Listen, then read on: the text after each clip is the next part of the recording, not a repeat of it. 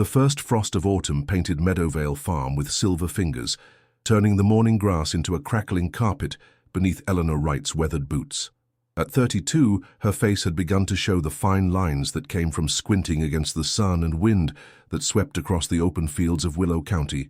Her chestnut hair, once vibrant, now held strands of premature gray that she bundled away beneath a faded kerchief as she made her morning rounds.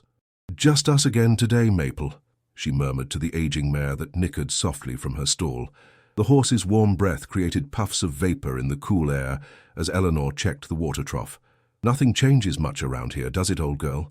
3 years had passed since Thomas's accident, 3 harvests, 3 winters, 3 spring plantings without his steady hands beside hers. The neighbors had helped at first, bringing food and offering assistance with the heavier farm work. But as seasons changed, their visits grew less frequent. Eleanor understood. Everyone had their own struggles, their own land to tend. Still, the absence of human voices beyond her own hung heavy in the air. The farm had been in Thomas's family for generations, but now it rested solely in Eleanor's care. 75 acres of responsibility that threatened to bend her back more than any physical burden ever could. The bank had made it clear, after last season's disappointing yield, without significant improvement, they would foreclose by year's end. Eleanor tightened her woolen shawl against the morning chill and headed toward the northern fields. The wheat stalks stood like patient soldiers awaiting her command, their golden heads heavy with promise. She ran her fingers across the tops, feeling the readiness of the grain. One good harvest could buy her time, perhaps even enough to make the necessary repairs to the irrigation system that Thomas had always meant to improve. "Mrs. Wright?" The voice startled Eleanor from her calculations.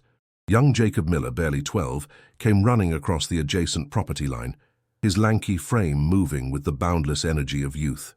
"Ma sent me to ask if you're coming to the harvest meeting tonight. They're organizing the community rotation schedule." Eleanor felt heat rise to her cheeks. The harvest rotation had been a tradition in Willow County for generations, families helping one another bring in crops before the weather turned. But last year, when it came time for workers to help on Meadowvale, fewer hands had appeared than she'd provided to others. Some blamed poor planning, others whispered it was because a woman couldn't properly manage the coordination.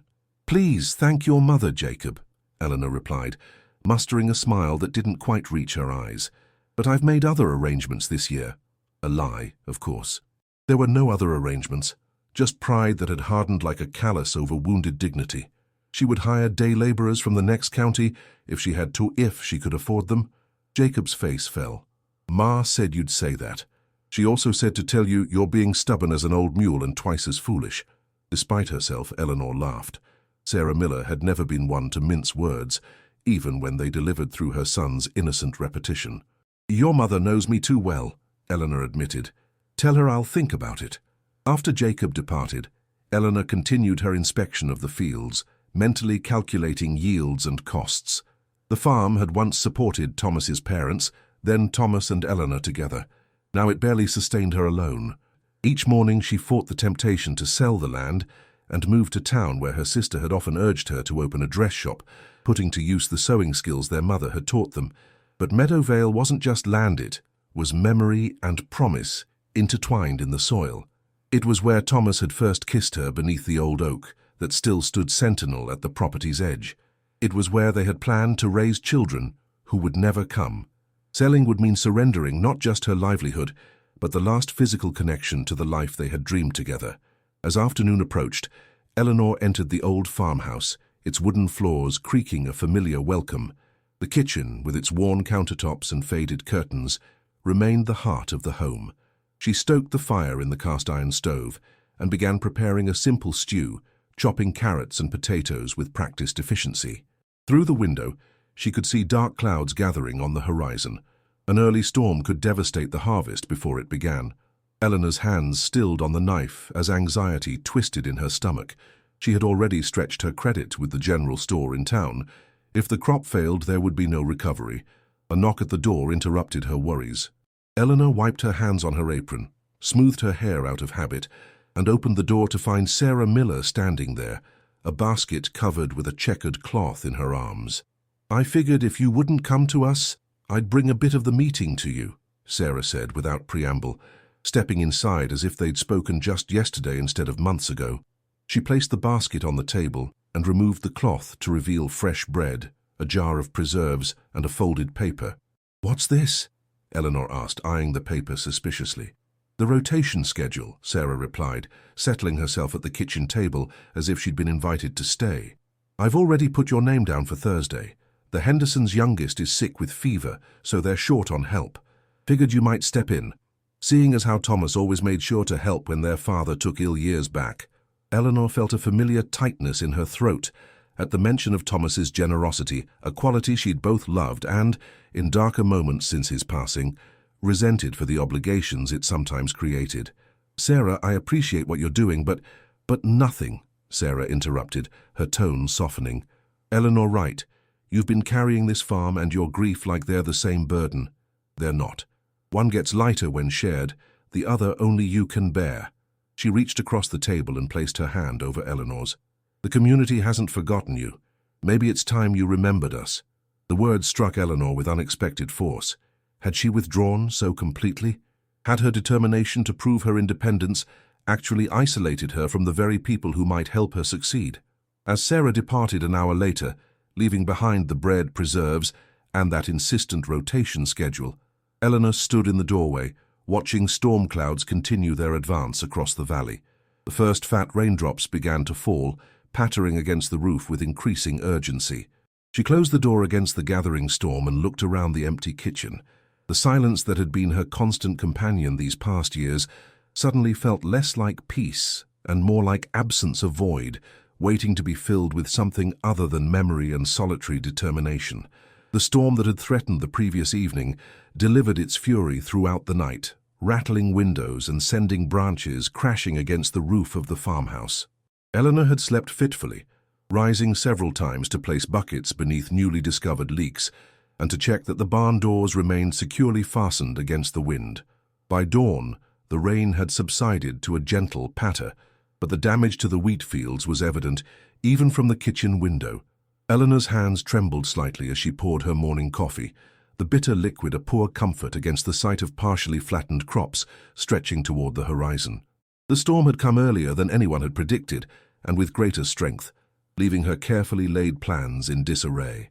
After a hurried breakfast, Eleanor pulled on her rubber boots and an oilskin coat that had once belonged to Thomas. The garment hung loosely on her smaller frame, but its familiar weight provided an illusion of protection as she ventured out to assess the damage. The air smelled of wet earth and vegetation, ordinarily a pleasant scent, but today it carried the sour note of potential ruin. The wheat nearest the house had fared worst, with entire sections lying flat against the mud. Further out, where the land rose slightly, the damage appeared less severe. Eleanor waded carefully between the rows, her practiced eye calculating losses. Not complete devastation, but enough to endanger her already precarious financial situation. "Looks like you took a beating," a deep voice called from the edge of the field. Eleanor turned to find Samuel Harrison, owner of the neighboring property to the east, surveying the damage from atop his horse. In his mid-40s, Samuel had the weathered appearance of a man who had spent his life working outdoors. His face remained handsome despite, or perhaps because of the character lines etched by sun and experience. Since his wife's death 5 years ago, he had kept largely to himself, running his prosperous farm with the help of his 2 adult sons. "Nothing that can't be salvaged," Eleanor replied with more confidence than she felt, uncomfortable with the thought of appearing vulnerable before this man who had always seemed so capable. Samuel dismounted, his boots making sucking sounds as they hit the wet soil. He took off his hat and ran a hand through salt and pepper hair that remained thick, despite his years. "I've got my boys and some hired hands starting on our north section today," he said, approaching carefully to avoid trampling more of the fallen wheat. "The storm didn't hit us quite as hard. We could come over tomorrow, help you get the worst of this upright before it roots in the mud."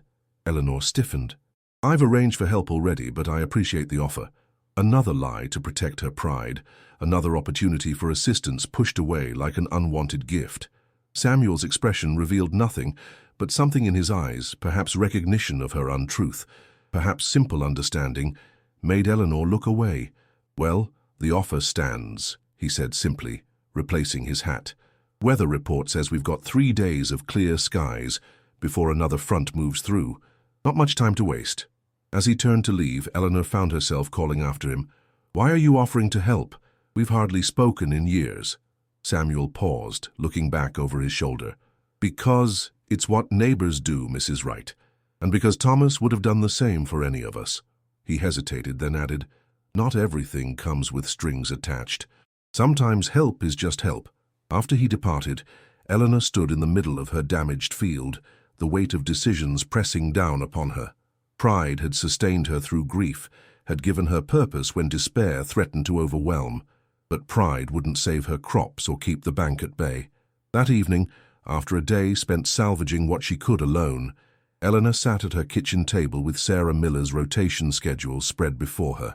A series of names and dates stared back at her, a testament to a community that continued functioning despite her self-imposed exile from it. With trembling fingers, she reached for a pencil and added Harrison North Field to Thursday's column.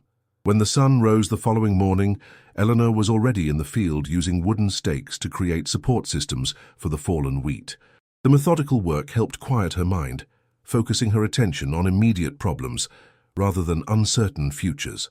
The sound of approaching wagons pulled her from her task shortly after 9 o'clock. Samuel Harrison led the procession, accompanied by his sons James and Robert, as well as 4 hired workers. They carried tools and additional stakes, their expressions businesslike but not unkind. Behind them came 3 more wagons bearing members of the community Eleanor had held at arm's length for so long, the Millers, the Tailsons, even old Mr. Peterson, who must have been approaching 80. "Hope you don't mind the extra hands," Samuel said as he approached. "Word got around about the storm damage. Folks just started showing up at my place this morning." Eleanor stood speechless, watching as people she had deliberately avoided for months unloaded tools and organized themselves into work groups without waiting for direction. Sarah Miller caught her eye and gave a knowing smile before turning to distribute water canteens to the workers. "I don't know how to thank you all," Eleanor finally managed, her voice barely audible above the activity surrounding her. Samuel handed her a stake and mallet. "You can start by helping. This is still your farm, after all." By midday, nearly half the damaged field had been salvaged, with stakes supporting the fallen stalks and careful hands clearing debris that might prevent proper drying. Eleanor worked alongside neighbors she had nearly forgotten, listening to stories of their lives, their children, their own struggles with weather and crops and the changing economy. During a brief rest for water, and the sandwiches Sarah had thought to bring, Eleanor found herself seated next to Samuel's younger son, Robert, who studied the remaining damage with a practiced eye. "We should reinforce the drainage on the western slope," he said, pointing toward where water still pooled among the wheat. "If we get another storm before harvest, you'll lose that section completely." "I know," Eleanor admitted. "It's been on the list of repairs since—" She trailed off, unwilling to complete the thought. "Since Thomas," Robert finished for her. "Dad says he was planning to redirect the runoff from the upper field. We could help with that too after we get the wheat standing." Sunset painted the western sky in fiery hues as the impromptu work party began to disperse. Eleanor stood at the edge of her property, exchanging goodbyes with neighbors who now felt less like strangers. Her body ached from unaccustomed labor, but satisfaction warmed her more thoroughly than any liniment could have done. Nearly 2/3 of the damaged wheat now stood supported by stakes, giving it a fighting chance to dry properly before harvest. "We'll be back tomorrow to finish," Samuel said, loading the last of his tools into his wagon. His sons had already departed with the hired hands, leaving him to make final arrangements. "If that suits you." Eleanor nodded, uncertain how to navigate this new territory of accepted help. "I've put your name down for the Peterson farm on Friday," she said, gesturing vaguely toward the rotation schedule she had finally embraced. "I can work your fields then to repay today's assistance." Samuel's expression softened. "Not everything needs immediate repayment, Mrs. Wright. Some debts can remain outstanding without causing harm." "Eleanor," she corrected him impulsively. "If we're to be working together, Mrs. Wright seems unnecessarily formal." A smile briefly transformed his serious face. "Eleanor, then. And I'm Samuel, not Mr. Harrison." After he departed, Eleanor returned to the farmhouse, its silhouette stark against the darkening sky. For the first time in months, the prospect of entering the empty building didn't fill her with the usual heaviness. Inside, she lit lamps and tended to her evening chores with renewed vigor, her mind cataloguing the day's progress rather than dwelling on its shortcomings. The knock that came just as she was preparing for bed startled her. Few visitors ever arrived after dark in farming country, where early rising was the norm. Eleanor wrapped a shawl around her shoulders and approached the door cautiously. Sarah Miller stood on the porch, illuminated by the lantern she carried. "I hope I'm not disturbing you," she said, though her determined expression suggested she would have been undeterred, even if Eleanor had already been asleep. "Not at all," Eleanor replied, stepping back to allow her entry. "Is everything all right?"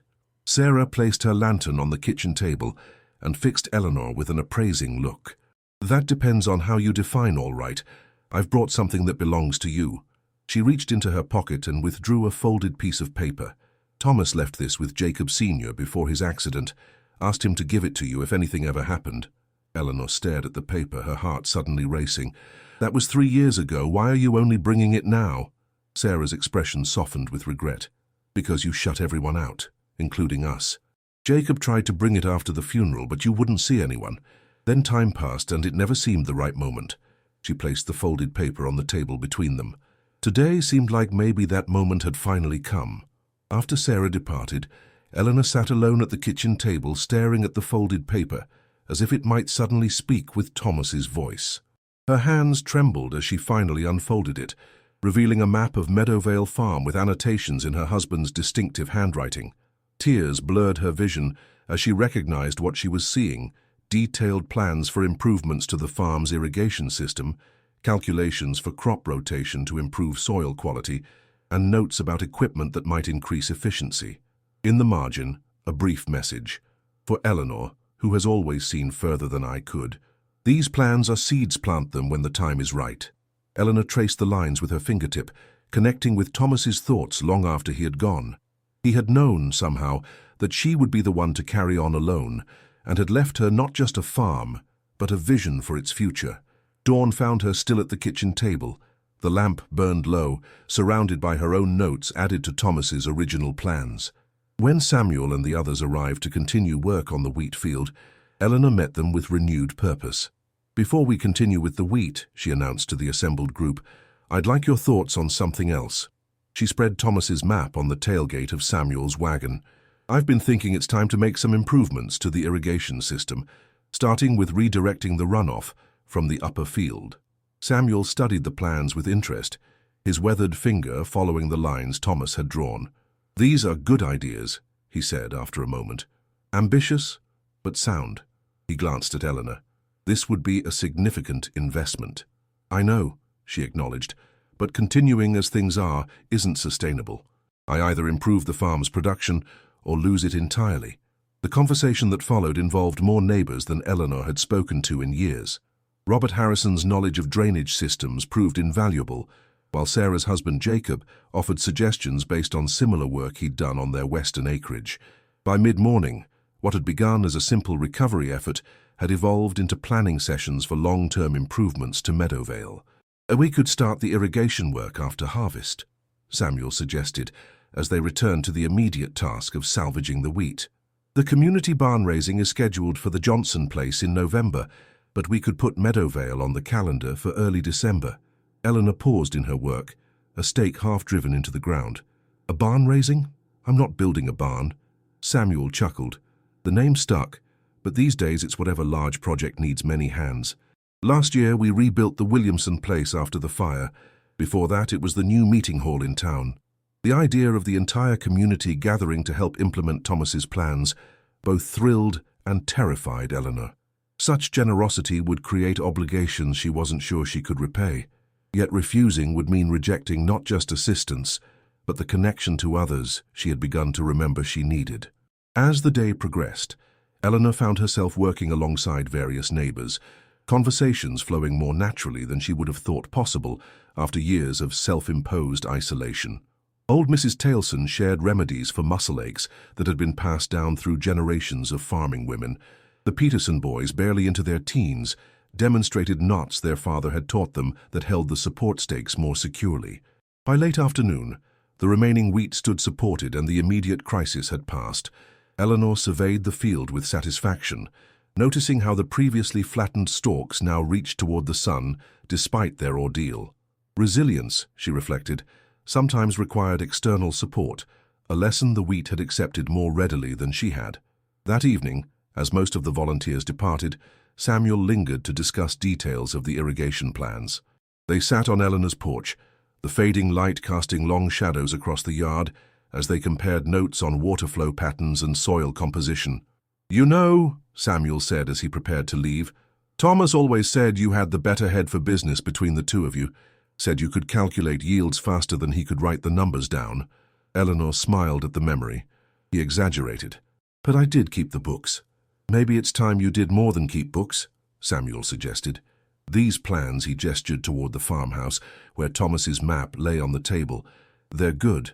With some adjustments for the current conditions, they could transform Meadowvale." As his wagon disappeared down the lane, Eleanor remained on the porch, considering his words. For 3 years, she had been maintaining what Thomas had built, preserving rather than growing. The possibility of moving beyond preservation to creation stirred something long dormant within her, not just determination to survive, but ambition to thrive. The weeks following the storm brought a rhythm to Eleanor's life that she had almost forgotten could exist. Mornings in her own fields, afternoons often spent helping neighbors with their harvests according to the rotation schedule, evenings devoted to refining Thomas's plans with her own practical additions. The isolation that had characterized her grief began to recede, replaced by a measured reintegration into community life. The wheat harvest ultimately yielded less than Eleanor had hoped, but more than she had feared after the storm. With careful management and the promise of future improvements, she negotiated an extension with the bank, not forgiveness of her debt, but a recognition that Meadowvale might yet become profitable again under her stewardship. October brought crisp mornings and the gradual transformation of the landscape as trees donned their autumn finery. Eleanor found herself looking forward to the community harvest festival for the first time since Thomas's death. In previous years, she had avoided the celebration, finding the contrast between public merriment and her private grief too stark to navigate. This year felt different, not because her grief had vanished, but because it had evolved into something she could carry while still participating in life. "You should bring your apple preserves to the festival," Sarah suggested during one of her now regular visits. "They were always the first to sell out at the trading tables." Eleanor hesitated. "I haven't made preserves since—" "I know," Sarah interrupted gently, "but your apple trees didn't stop producing just because you stopped collecting the fruit.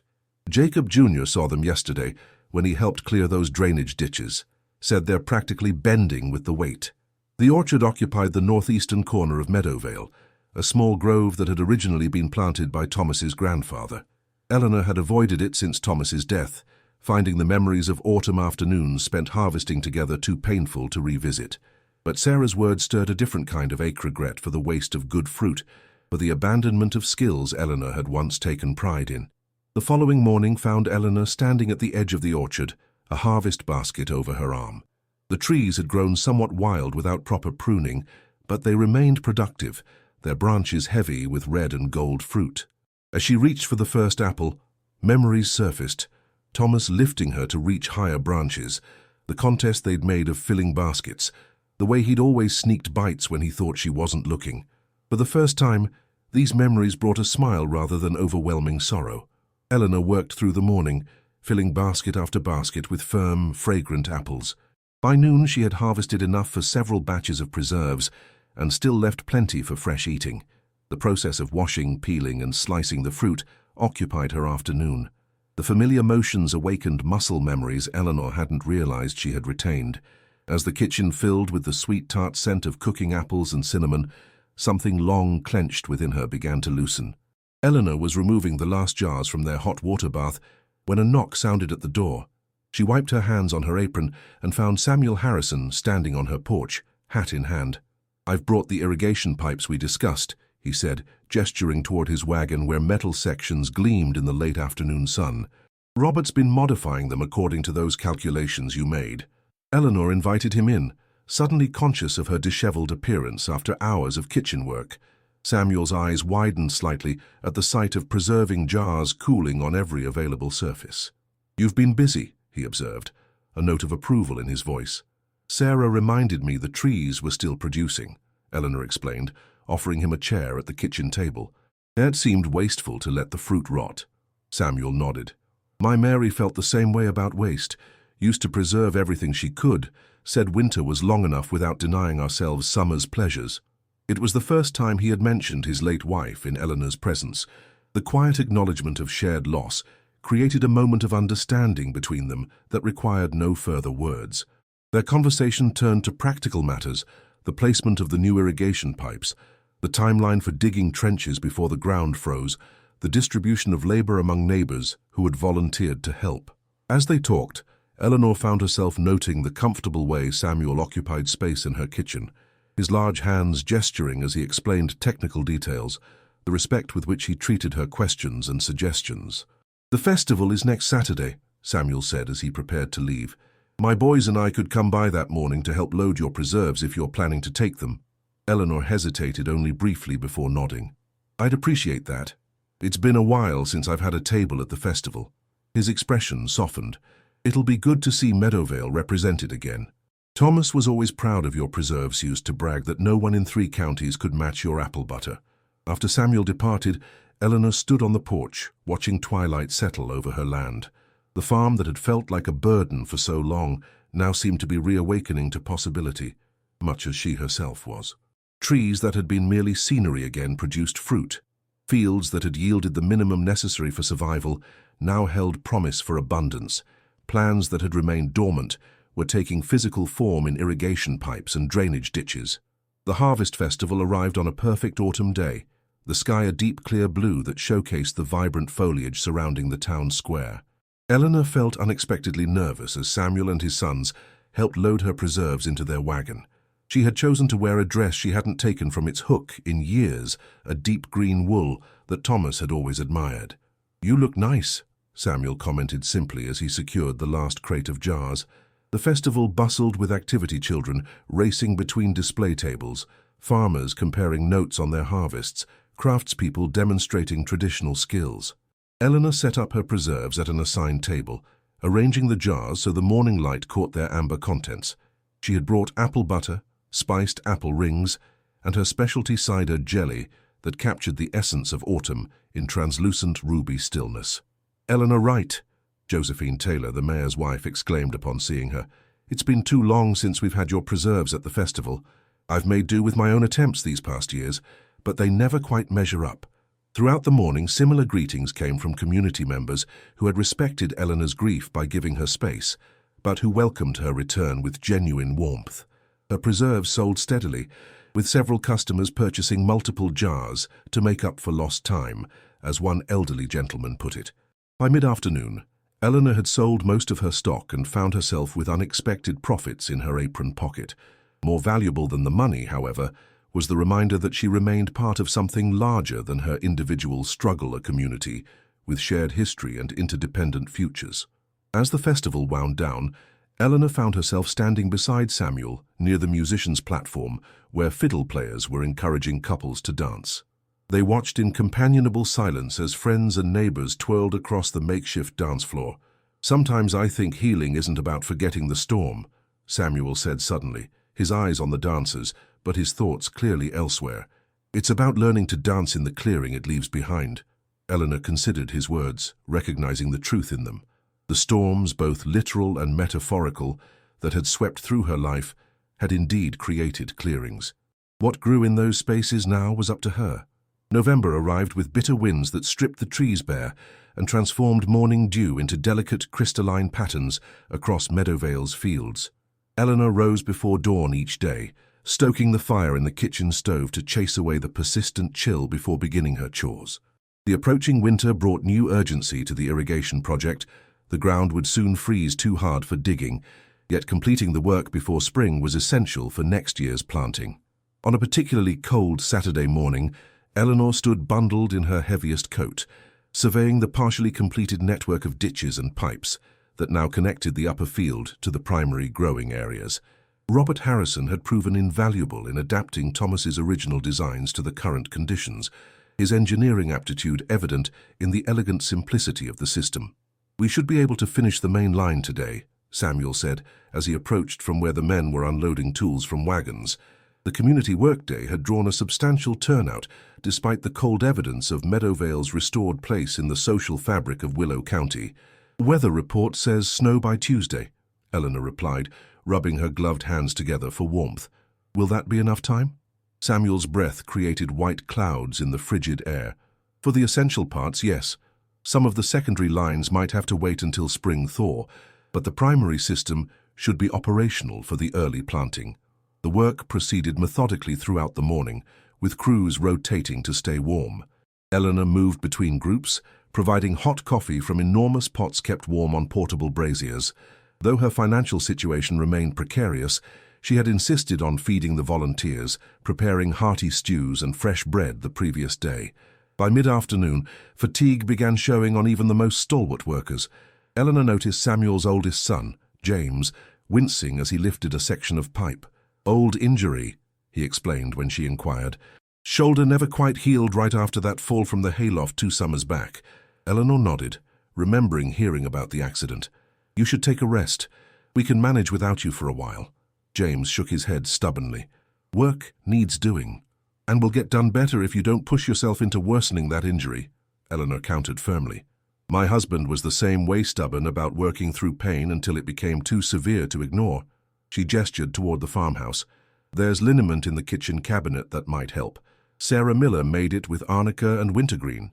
After a moment's hesitation, James relented. Eleanor escorted him to the house, leaving him in the warm kitchen with instructions to apply the liniment and rest by the fire before returning. As she stepped back outside, she nearly collided with Samuel, who had been coming to check on his son's condition. "Is James all right?" he asked, concern evident in his expression. "Just pushing himself too hard," Eleanor assured him. "That shoulder needs proper rest, not more strain." Samuel's face relaxed slightly. "Stubbornness runs in the family, I'm afraid." "I've noticed," Eleanor replied, a smile tugging at her lips despite the cold. "It seems to be a common trait among farmers." They stood for a moment in comfortable silence, surveying the progress across the fields. Workers moved with practiced coordination now, each understanding their role in the larger project. "You've built something here beyond irrigation ditches," Samuel observed quietly. Eleanor glanced at him questioningly. "Connections," he explained, "not just between fields, but between people. Meadowvale is becoming a center again, rather than an island." The observation struck Eleanor with unexpected force. She had approached the irrigation project as a practical necessity for the farm's survival, not recognizing the broader restoration it represented. Thomas had always been the one who understood the social dimensions of farming life, maintaining the relationships that sustained the community through difficult seasons. In her grief, Eleanor had severed many of those connections. Now, almost inadvertently, she had begun reweaving them. "I didn't set out to do that," she admitted. Samuel smiled. "The best growth often comes when we're focused on other things." As evening approached, the temperature dropped further, prompting Eleanor to insist the remaining workers come inside to warm themselves before departing. The farmhouse kitchen, designed to accommodate large harvest crews in earlier generations, filled with neighbors sharing a simple meal of stew, bread, and apple cider. Eleanor moved through the crowded space, refilling cups and ensuring everyone had enough to eat. The house hadn't contained so many voices since Thomas's funeral reception, but tonight the atmosphere couldn't have been more different, filled with tired satisfaction rather than solemn condolences. After the meal, Robert Harrison produced a crude map of the completed work, spreading it across the kitchen table for final review. "We've finished the main supply line and the North Field connections," he explained, pointing to the diagram. "The secondary lines here and here," his finger traced dotted pathways, "will need to wait until spring, but the system should be functional for early planting." Eleanor studied the map, comparing it to her memory of Thomas's original design. The execution differed in some technical aspects, but preserved the essential concept. "Thomas would have been impressed," she said softly. "He always believed this system would transform Meadowvale." "And it will," Samuel affirmed, standing beside her. "But not because of pipes and ditches alone. A farm is more than its infrastructure." As the workers began departing, thanking Eleanor for the meal and promising to return for spring planting, she found herself standing on the porch with Samuel. His sons had gone ahead with the wagon, leaving him to make final arrangements for the remaining equipment. "Thank you," Eleanor said simply, "not just for today, but for everything these past months." Samuel studied her face in the fading light. "You've done the hardest work yourself, Eleanor. All anyone else did was provide some tools and extra hands. We both know it was more than that, she replied. After Thomas died, I convinced myself the only way to honor his memory was to maintain Meadowvale exactly as he left it. I was preserving rather than growing in every sense. Samuel nodded his understanding. Grief can become a kind of fortress if we let it. Keeps pain out, but traps us inside. The insight resonated with Eleanor's experience so precisely that tears threatened unexpectedly. She blinked them back, unwilling to retreat into vulnerability after a day of capable leadership. I should check on James before you leave. Make sure that shoulder isn't getting worse. Inside, they found James dozing by the fire, the tension gone from his face in sleep. Samuel gently roused him, helping him into his coat with paternal care that reminded Eleanor of how Thomas had tended to injured farm hands in years past. The snow will come soon, Samuel said as he prepared to depart. Do you have enough firewood split for the first storms? Eleanor hesitated before admitting, not as much as I should. The irrigation work took priority. Samuel nodded. The boys and I will come by tomorrow after church. We can get enough split for at least the early winter. As their wagon disappeared down the lane, Eleanor returned to the warmth of her kitchen. The house still held echoes of the day's activity, extra chairs pulled around the table, empty stew pots waiting to be washed, boots marks on the floor. Rather than feeling like intrusions, these signs of life brought comfort, reminding her that solitude was now a choice rather than a sentence. Later, as she prepared for bed, Eleanor found herself standing before the small desk where she kept the farm's accounts. The ledger showed marked improvement since summer, though full recovery remained distant. Next to the financial records lay Thomas's map, now supplemented with notes from the actual implementation of his vision. She traced the paper with her fingertip, recognizing that while the foundation remained his, the structure rising from it had become uniquely her own. The first substantial snow arrived as predicted, blanketing Meadowvale in pristine white that transformed the landscape into something both familiar and foreign. Eleanor watched the snowfall from her kitchen window, grateful for the well-stocked woodpile that Samuel and his sons had helped create the previous day. The physical labor had been accompanied by easy conversation and shared meals, creating a warmth that lingered even after they had departed. December brought shortened days and long evenings that Eleanor once would have dreaded for their emptiness. Now, however, she found herself using the quiet hours productively, reviewing seed catalogs for spring planting, calculating expected yields based on the improved irrigation, and even returning to the neglected mending basket that had accumulated clothes in need of repair. One particularly bitter evening, as wind howled around the eaves of the farmhouse, a pounding at the door startled Eleanor from her account books. She opened it to find Samuel standing in the swirling snow, his face grim beneath his frost-crusted hat. One of my cows broke through the ice on the north pond, he explained without preamble. Need extra hands to pull her out before she freezes. Eleanor grabbed her heaviest coat and boots without hesitation. Let me get the rope from the barn. The journey to Samuel's farm through the blinding snow was treacherous, their lanterns providing minimal visibility against the white darkness.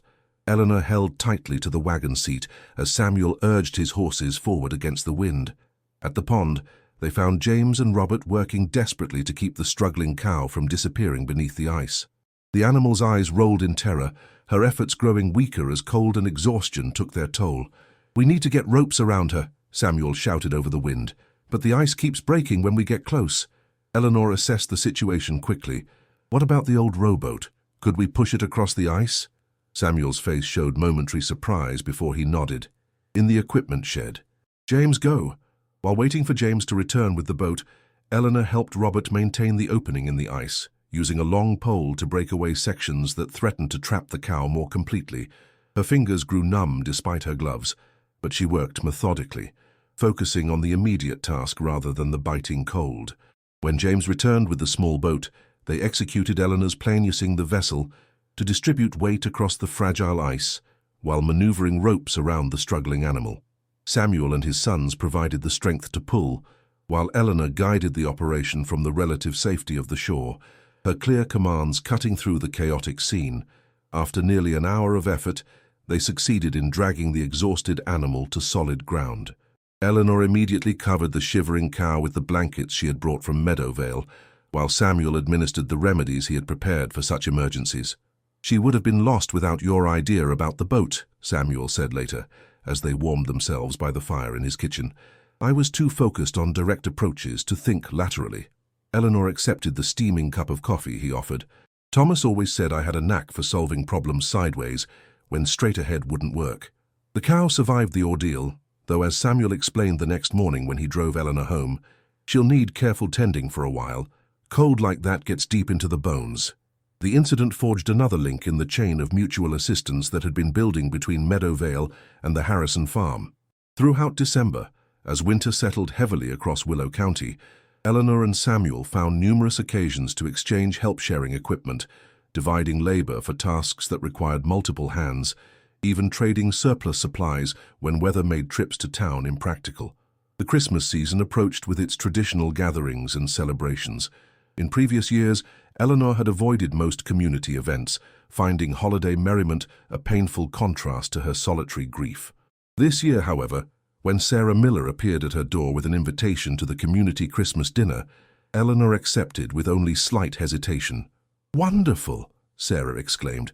"And would you be willing to bring those dinner rolls Thomas always raved about? No one makes them quite like you do." The request stirred memories of previous celebrations, Thomas proudly presenting her rolls to appreciative neighbors, his hand warm against the small of her back as they moved through crowded rooms together. For the first time, these recollections brought bittersweet warmth rather than sharp pain. "I'd be happy to," Eleanor replied. "I'll need to check if I still remember the recipe properly." Sarah smiled knowingly. "Some things our hands remember even when our minds think we've forgotten."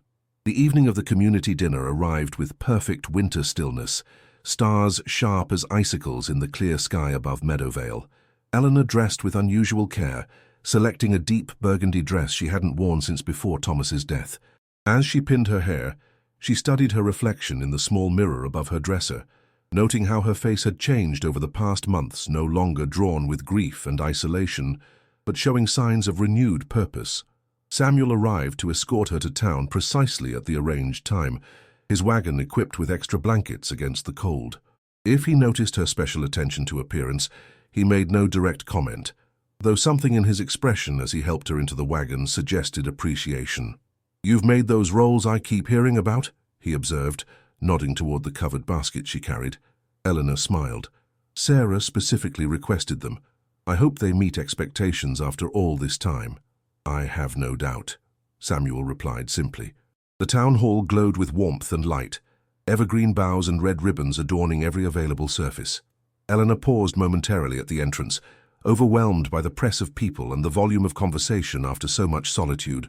Samuel remained beside her, his steady presence providing an anchor until she found her bearings. The evening unfolded with the comfortable rhythm of long-established traditions, shared meals at long tables, children performing recitations they had practiced for weeks, musical offerings from those with talents to share. Eleanor found herself welcomed back into the community fabric with unobtrusive kindness, neighbors including her in conversations without drawing undue attention to her previous absence. "Your rolls disappeared faster than anything else on the table," Samuel commented during a quiet moment, as they stood watching a group of children acting out the Christmas story with homemade costumes. "I barely managed to secure one for myself." Eleanor laughed softly. "I'll make an extra batch just for you before New Year's." The casual promise hung between them, an acknowledgement of continued connection beyond this single evening. Samuel's expression warmed visibly, though he made no further comment. As midnight approached, the gathering began to disperse, families bundling sleepy children into wagons for the journey home through the cold night. Samuel and Eleanor departed among the last, having stayed to help with cleaning up the hall. The return journey to Meadowvale passed mostly in comfortable silence, both of them tired from the evening's socializing, yet content in a way that required no verbal expression. Stars wheeled overhead in the vast winter sky, their cold light illuminating the snow-covered landscape. At Eleanor's porch, Samuel helped her down from the wagon with careful hands. "Thank you for the company," he said simply. Eleanor nodded, suddenly shy in a way she hadn't been all evening. "And you for the transportation. I wouldn't have attempted the walk in this weather." A moment of awkward silence stretched between them before Samuel cleared his throat. "I've been thinking about that south field of yours, the one with poor drainage. If we extended the irrigation system in spring to include proper drainage channels there, You could potentially plant that area earlier. The unexpected return to practical matters actually relieved some of the tension. Eleanor nodded. I've had the same thought. That field has always been problematic after spring thaws. Perhaps we could discuss possibilities after church on Sunday, Samuel suggested. I have some drawings that might interest you. I'd like that, Eleanor replied, recognizing the invitation as more significant than its practical surface suggested, a deliberate continuation of their evolving connection. As Samuel's wagon disappeared down the snow-covered lane, Eleanor entered her farmhouse. The rooms that had once echoed with emptiness now seemed to hold possibilities rather than absences. She moved through her evening routine with a sense of contentment that had been absent for longer than she cared to remember. Later, as she prepared for bed, Eleanor found herself standing before the small trunk where she kept Thomas's personal items. After a moment's hesitation, she opened it, carefully lifting out his favorite sweater, the well-worn journal he had kept of farm operations, the pocket watch that had belonged to his grandfather. I'm not forgetting you, she whispered, running her fingers over these tangible connections to the man she had loved. I'm just learning to live alongside your memory rather than inside it. January and February passed in a rhythm of winter chores, occasional community gatherings, and increasingly frequent discussions between Eleanor and Samuel about the future of both their farms. Their Sunday afternoon meetings, initially focused solely on agricultural planning, gradually evolved to include shared meals and conversations that ranged far beyond crop rotations and livestock management. By early March, when the first hesitant signs of thaw appeared, Eleanor found herself anticipating these visits with a warmth that had nothing to do with farming practicalities. Samuel's steady presence in her life had become a comfort she no longer tried to deny, though neither of them had put words to the changing nature of their relationship. One crisp Sunday afternoon, as they walked the boundaries of Meadowvale to assess winter damage and spring potential, Samuel paused near the old oak tree that marked the property's eastern corner. The massive tree had weathered countless seasons, its bare branches now waiting patiently for spring's renewal. My grandfather used to say you can tell a lot about a season by watching the oak, Samuel remarked, his breath still visible in the cool air. Early buds mean early planting. Eleanor studied the tree thoughtfully. Thomas's father claimed this oak was already a century old when his grandfather settled here. They used to mark the children's heights on its trunk each birthday. Samuel moved closer to the massive trunk, running his gloved hand over the rough bark. There are still marks here, he observed, pointing to faint notches in the wood. These must be generations old. Eleanor nodded, a bittersweet smile touching her lips. Thomas showed them to me when we first married. He had planned to continue the tradition. She trailed off, the familiar ache of what might have been momentarily resurfacing. Samuel remained quiet, giving her the space to navigate the memory without awkward consolation. His respectful silence was one of the qualities Eleanor had come to most appreciate about him, the way he acknowledged grief without attempting to diminish or rush through it. Life finds ways to continue its patterns, he finally said, even when the specific forms change. The observation resonated with Eleanor's own evolving understanding of loss and renewal. Yes, she agreed softly, though sometimes we resist seeing the new patterns taking shape around us. Their eyes met briefly, acknowledging the unspoken significance beneath their words. Samuel held her gaze for a moment before looking back toward the farmhouse visible in the distance. The bank representative is coming next week to review your improvements, he noted, returning to practical matters. Are you ready for that meeting? Eleanor straightened her shoulders, confidence replacing momentary vulnerability. More than ready. The new irrigation system is fully documented, the spring planting schedule is comprehensive, and the projected yields are calculated based on conservative estimates. Samuel smiled. Eleanor Wright, businesswoman and farmer. I almost pity that bank representative. The meeting with the bank proved even more successful than Eleanor had dared hope. The representative, initially skeptical about a woman managing such an operation independently, departed with reluctant admiration for her detailed planning and evident progress. He's granted a full year's extension on the loan, Eleanor announced to Sarah during their weekly quilting session, which had become another restored tradition in her gradually expanding social life. And he's approved the additional funding for the Southfield drainage project. Sarah beamed, setting aside her needle to grasp Eleanor's hand. I knew you'd turn things around. Jacob said just last week that Meadowvale is showing more promise than it has in years. I've had considerable help, Eleanor acknowledged, thinking not just of Samuel but of the entire community that had re-embraced her after her long isolation. "Help you've more than reciprocated," Sarah countered. "Your work organizing the seed exchange saved half the county money this spring, and don't think I haven't noticed how you've been teaching young Alice Johnson your preserving techniques." The winter had indeed seen Eleanor slowly stepping into community leadership roles that would have seemed unimaginable months earlier. The skills she had honed, managing Meadowvale planning, resource allocation, problem-solving, proved valuable beyond her own fences. Where Thomas had been naturally gregarious, building connections through easy charm, Eleanor found her own path to community involvement through practical contributions and quiet competence. As March yielded to April, the promised renewal of spring transformed Meadowvale. The wheat fields emerged vibrant green from the thawing soil, the new irrigation system efficiently managing the spring runoff that had previously turned parts of the farm into unusable mud. Apple trees in the orchard burst into delicate blooms, promising a harvest that Eleanor now anticipated with pleasure rather than dread. The work on the South Field drainage began in earnest, with Samuel and his sons often joining Eleanor after completing their own farm chores. The project brought them into daily proximity, their working relationship developing an easy rhythm based on mutual respect and complementary skills. One evening, as twilight softened the landscape and they completed the day's work on the drainage channels, Samuel paused beside Eleanor at the field's edge. Birdsong filled the air, and the scent of fresh earth rose around them, rich with possibility. "You've accomplished more in these past months than many do in years," Samuel observed, surveying the transformed South Field. "Thomas would be proud to see what you've done with his plans." Eleanor considered this, feeling the truth of it settle within her.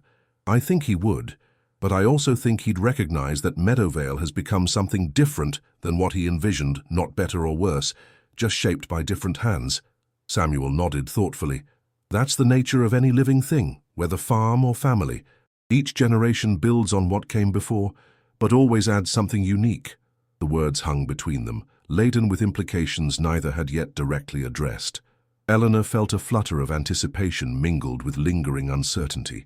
Their friendship had developed into something deeper over the winter months, but the final step toward acknowledging it remained untaken. Samuel turned to face her fully, unusual seriousness in his expression. "Eleanor, there's something I've been wanting to discuss with you, not about farming or drainage systems or community projects." Eleanor met his gaze steadily, though her heart had begun beating faster. "I'm listening. I've come to care for you," Samuel said simply. "Not just as a neighbor or friend, but as a man cares for a woman he admires and respects.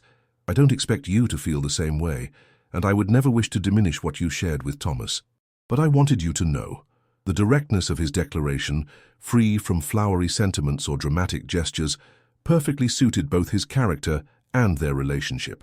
Eleanor felt gratitude for his honesty and his understanding that any future between them would necessarily include rather than erase her past. "I've come to care for you too, Samuel," she replied after a moment, her voice steady despite her inner emotion. "It happened so gradually I barely noticed, until it was already an essential part of my life." Relief and joy transformed Samuel's weathered face. He reached tentatively for her hand, his calloused fingers gentle against her skin. "I don't want to rush you, Eleanor. I know this is a significant step." Eleanor interlaced her fingers with his, taking her own step forward. "We've both lived enough to understand that happiness, when offered, shouldn't be postponed out of fear or misplaced obligation to the past." As they walked back toward the farmhouse hand in hand, the first stars appearing in the deepening blue above them, Eleanor felt a profound sense of rightness settle within her. The grief for Thomas remained, transformed but not diminished by time. Yet alongside it had grown this new connection, different in character but equally valuable, equally real. Life at Meadowvale, like the seasons themselves, had completed another cycle of ending and beginning, loss and renewal. The farm that had once threatened to become merely a monument to memory had reawakened as a living, growing enterprise. And Eleanor herself had followed the same pattern, finding that the capacity for new happiness in no way betrayed what had come before, but rather honored it in the most meaningful way possible by continuing to live fully, deeply, and with courage. The apple orchard at Meadowvale burst into spectacular bloom in late April. The trees Eleanor had nearly abandoned now transformed into clouds of pink and white blossoms. The buzzing of bees filled the warm spring air as they moved purposefully among the flowers, ensuring the autumn harvest Eleanor now anticipated with renewed pleasure. Samuel found her there one Sunday afternoon in early May, kneeling among the young herbs she had planted along the orchard's southern edge. The garden represented another revival. Her grandmother's recipes had always relied on fresh herbs, and re-establishing the plot connected Eleanor to yet another strand of Meadowvale's history. "Robert thinks the irrigation extension to the south field will be completed by next week," Samuel reported, settling beside her on a weathered bench positioned to catch the afternoon sun. "Just in time for the late spring planting." Eleanor nodded, removing her gardening gloves to wipe a strand of hair from her forehead. The soil tests came back better than expected. With proper drainage and the new fertilizing approach, that field might yield more than we initially projected. The casual use of "we" wasn't lost on either of them. Over the past month, since their mutual acknowledgement of deeper feelings, the operations of their respective farms had become increasingly intertwined. Decisions that would once have been made independently were now discussed together, equipment shared without formal accounting, future plans developed with both properties in mind. "I've been thinking," Samuel said after a comfortable silence, "about efficiency and sustainability." Eleanor smiled. "Always the practical farmer." "Perhaps not just about farming this time," he replied, an unusual hesitation in his voice. "Eleanor, our farms are functioning well separately, but they could thrive together. Combined resources, shared labor, unified planning." He paused, gathering himself. "And I'm not just talking about the farms." Eleanor set aside her gardening tools, recognizing the significance of the moment. "What exactly are you proposing, Samuel Harrison?" Samuel reached for her soil-stained hands, holding them gently between his own. "I'm proposing a merger, in every sense. Our farms, our lives, our futures." His eyes held hers steadily. "I'm asking if you would consider becoming my wife and joining Meadowvale with Harrison Farm, not just in operation but in name and legacy." Though not entirely unexpected, the proposal still caught Eleanor momentarily speechless. Their relationship had developed with the gradual certainty of seasons changing, each step following naturally from the one before, yet having the possibility stated so directly transformed it from a future consideration to an immediate decision. "I would never expect you to leave Meadowvale," Samuel continued, correctly interpreting one of her concerns. "This land is your heart's home. We could base our combined operations here, bring my livestock to your better pastures, use my equipment on your fields."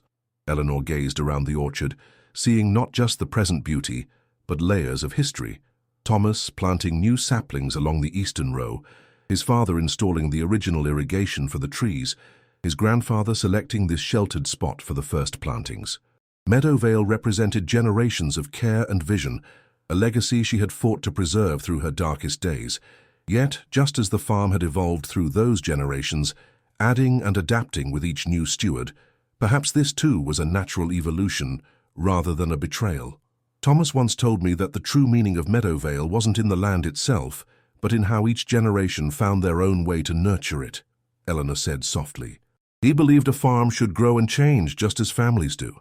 She turned back to Samuel, seeing in his weathered face the same commitment to land and legacy that had characterized the Wright family, though expressed through different features and mannerisms. "Yes," she said simply. "Yes to all of it, the merger, the marriage, the future we could build together." The joy that transformed Samuel's expression was all the more powerful for its quiet dignity. He leaned forward to kiss her gently, a promise sealed beneath the apple blossoms that swirled around them in the spring breeze. News of their engagement spread quickly through the community, met with widespread approval and genuine happiness. Both Eleanor and Samuel had experienced profound loss, and their discovery of renewed joy together seemed to affirm possibilities of healing that resonated beyond their personal circumstances. "You deserve this happiness," Sarah declared firmly during one of their quilting sessions, when Eleanor had expressed momentary guilt about moving forward. "And don't think for one moment that Thomas would see it any differently. That man loved you enough to want your happiness above all else." Eleanor knew Sarah was right. The love she had shared with Thomas remained a treasured part of her life's tapestry. What she was building with Samuel didn't replace those threads, but added new colors alongside them, creating a richer, more complex pattern than either relationship could have produced alone. The wedding took place in late June, after the majority of spring planting had been completed, but before the intense work of summer harvest began. At Eleanor's request, the ceremony was held beneath the ancient oak at Meadowvale's eastern boundary, the tree that had witnessed generations of the farm's history, now present for this new beginning. The entire community gathered to celebrate, bringing food and music and the warm embrace of collective goodwill. Eleanor wore a simple dress of deep blue rather than traditional white, acknowledging that this union represented mature love rather than first beginnings. Samuel's son stood beside him with evident happiness, having welcomed Eleanor into their family circle with genuine affection. As they spoke their vows beneath the spreading branches of the oak, Eleanor felt the presence of the past alongside the promise of the future, not as competing forces, but as complementary elements of a life fully lived. Thomas was part of that past, his memory honored rather than diminished by her capacity to love again. The months following their marriage brought the integration of their farms into a single operation. The practical advantages Samuel had predicted quickly became evident. His larger equipment improved efficiency in Meadowvale's fields, while Eleanor's superior irrigation system benefited crops on both properties. The combined harvests that autumn exceeded their projections, laying the foundation for long-term stability. Beyond the practical benefits, however, came the profound personal rewards of shared purpose and companionship. Eleanor's farmhouse, once echoing with silence, now resonated with voices not just Samuel's, but his son's, and the various workers and neighbors who regularly gathered around their expanded table. On a crisp October evening, as harvest season neared its completion, Eleanor and Samuel sat on the farmhouse porch, watching the sunset paint the western sky in brilliant gold and crimson. The wheat fields stretched before them, now stubbled after a successful harvest, with preparations for winter planting already underway in sections. "The bank representative was genuinely impressed by our yields," Samuel remarked, his arm comfortably encircling Eleanor's shoulders. "Said Meadowvale Harrison might qualify for the county's model farm program next year." Eleanor leaned against him, contentment warming her more thoroughly than the shawl around her shoulders. "Do you remember what you said last year about healing? That it isn't about forgetting the storm but learning to dance in the clearing it leaves behind?" Samuel nodded, his expression reflecting pleasant surprise that she had remembered his exact words. "I've been thinking about that," Eleanor continued. "The storms in our lives, yours and mine, they created clearings we never would have chosen. But what's growing now in those spaces?" She gestured toward the thriving farm around them, the symbol of their shared future. "I wouldn't trade it despite the pain that made it possible." Samuel tightened his arm around her, pressing a gentle kiss to her temple. "Nor would I. Though I would spare you the suffering if I could have." "The suffering was part of the journey," Eleanor replied thoughtfully. "Without it, I might never have discovered my own strength or recognized yours when it appeared in my life." As darkness settled over Meadowvale Harrison Farm, lights began appearing in the windows of surrounding homes, each representing families with their own storms and clearings, their own stories of loss and renewal. Eleanor and Samuel remained on the porch, watching the first stars emerge in the deepening blue above fields that had been cultivated by generations before them and would, they hoped, sustain generations to come. The farm, like their hearts, had experienced seasons of dormancy and growth, of withering and blooming. Both had been transformed by care and patience, by the courage to begin again, without forgetting what came before. And both now stood as testaments to the most profound truth Eleanor had discovered through her journey, that the capacity to heal and flourish after devastation represented not a betrayal of past love, but its most meaningful legacy. My friends, we have reached the end of the story. Did you like it? What lesson can you take from this story? Leave it here in the comments. Leave your like, subscribe to the channel, and watch this video playing on your screen. This story will impact you. See you next time.